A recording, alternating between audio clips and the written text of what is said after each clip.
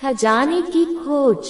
एक गांव में एक रामलाल नाम का एक किसान अपनी पत्नी और 4 लड़कों के साथ रहता था।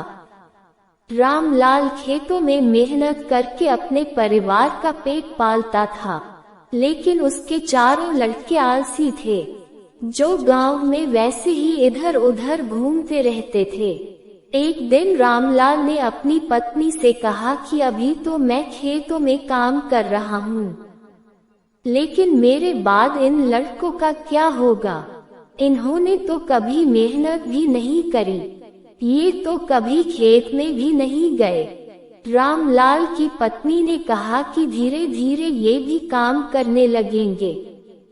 समय बीतता गया और रामलाल के लड़के कोई काम नहीं करते थे। एक बार रामलाल बहुत बीमार पड़ गया। वह काफी दिनों तक बीमार ही रहा। उसने अपनी पत्नी को कहा कि वह 4 लड़कों को बुला कर लाए।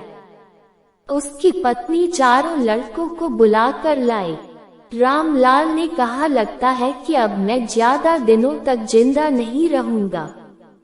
रामलाल को चिंता थी कि उसके जाने के बाद उसके बेटों का क्या होगा, इसलिए उसने कहा, बेटों, मैंने अपने जीवन में जो भी कुछ कमाया है वह खजाना अपने खेतों के नीचे दबा रखा है।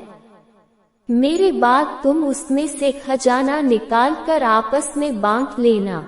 यह बात सुनकर 4 लड़के खुश हो गए। कुछ समय बाद रामलाल की मृत्यु हो गई।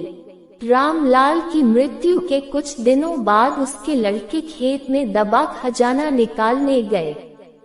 उन्होंने सुबह से लेकर शाम तक सारा खेत खोद दिया, लेकिन उनको कोई भी खजाना नजर नहीं आया। लड़के घर आकर अपनी माँ से बोले, माँ, पिताजी ने हमसे झूठ बोला था, उस खेत में हमें कोई खजाना नहीं मिला।